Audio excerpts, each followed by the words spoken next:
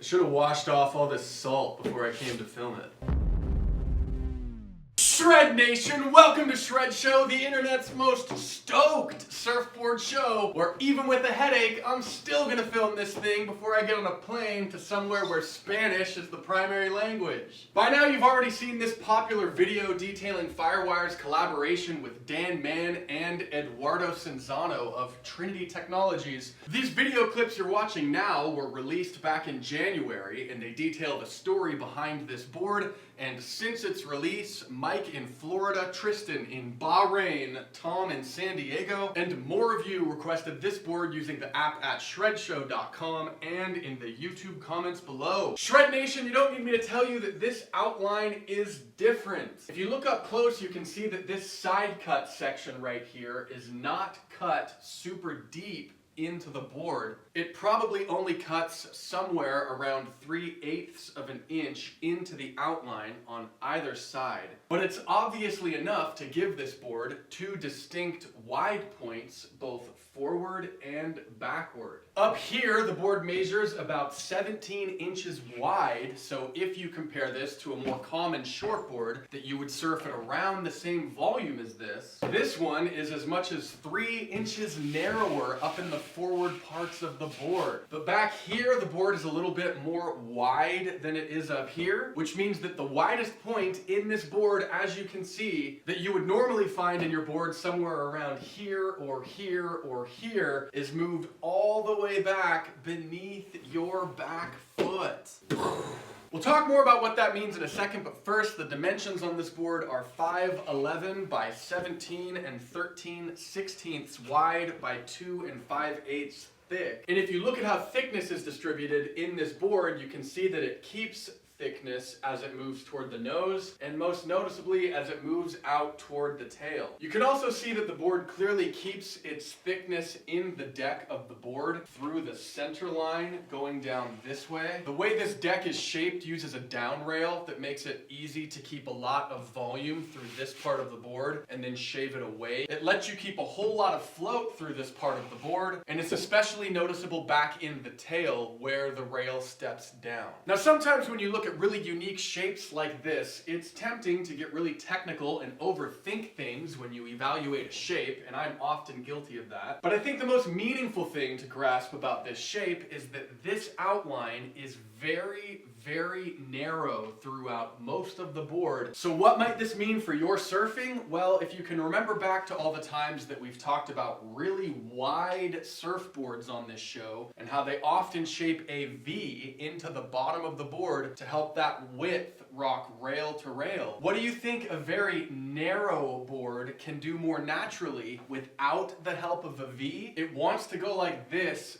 very easily, especially when it's a little bit thicker than what you might be used to feeling beneath your front foot. And you can probably bet that shaving a massive 1.5 inches off of your normal width on either side of the board will make the board feel much more likely to feel like it wants to do this than shaving an 1/8 of an inch V into the bottom of a wide board would. If you want to try to guess at what this extreme narrowness might feel like in your surfing, pay attention to the board as you watch this clip a couple times and notice how naturally the board appears to rock onto its rails, teetering from side to side. What you'd likely feel if this was you standing on that board right now is the sensation of surfing a very narrow, buoyant board beneath your front foot that wants to be set on either rail. And that means different things depending on what type of surfer you are. If you're a beginner, it means that you could unintentionally make slight shifts in your weight that could cause the board to tip over and make you fall, because a really narrow board does not have that extra float in its width that acts as insurance for your mistakes. But if you're an intermediate to intermediate advanced surfer, you could make intentional slight shifts in your weight that have really big, powerful payoffs. You might describe it as feeling like you're on rail the second that you think about being there, and then you're able to immediately transition to the other rail the second that you think about that. So you may be able to expect feeling as if you're always surfing on rail, linking turns on this shape, Whereas on the other side of the spectrum, something really wide, like a baked potato or a sweet potato, would feel more like it's skating flatly across water all the time, without being set on its rail so often. Mellow single concave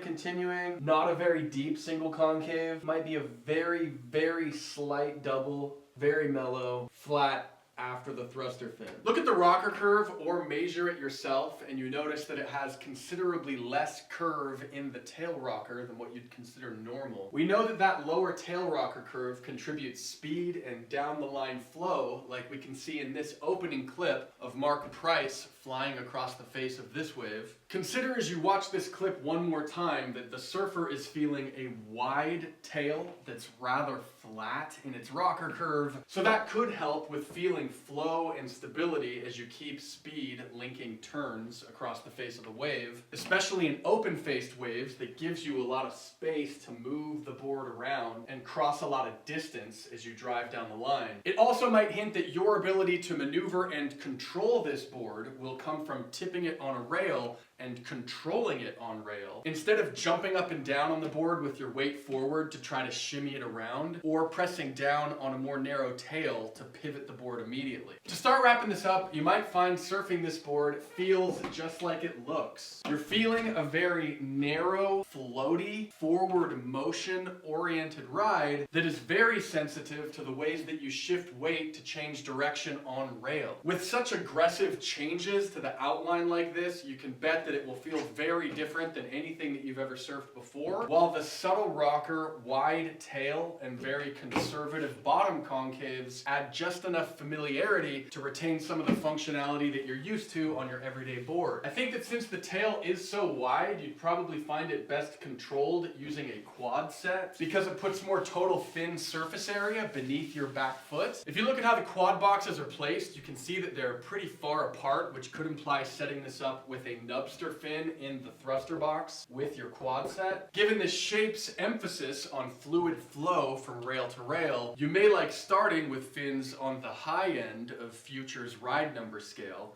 For example, using the F4 or F8 black sticks in the leading two fin boxes, because their increased flex promotes the kind of spring and boost out of turns that you could feel useful for linking turns as you flow rail to rail on this shape. Finally, I think you'd enjoy this most if you surf at least an intermediate to advanced level. If you're more on the beginner side of things, you could still demo one of these boards and feel what makes it so unique. Your surfing likely just wouldn't benefit the same way that it would on something like a Dominator or a Potato-nator. Shred Nation, that is it for this episode. If you have surfed a Firewire Cornice, please tell us what your surfing felt like in the YouTube comments down below. Also tell us your weight, height, and what dimensions that you were surfing. As always, I hope the waves are up wherever you call home or wherever you are this week. We'll see you soon on Shred Show.